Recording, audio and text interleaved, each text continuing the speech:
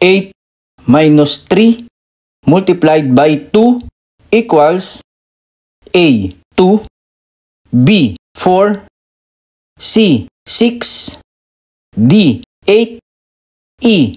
10.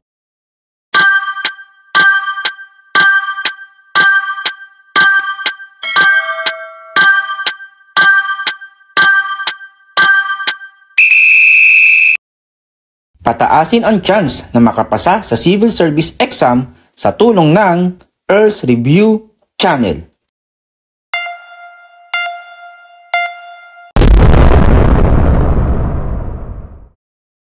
PEMDAS, MDAS ulit ang sasagutan ngayon.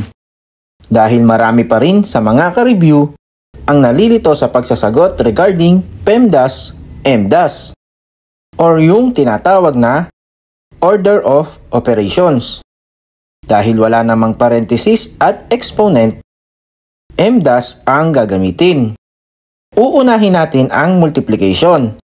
At dahil wala ding addition, kaya diretso na sa subtraction. 8 minus 3 times 2, 6. 8 minus 6 is 2. Kaya ang sagot ay A. 2. Correct me if I'm wrong.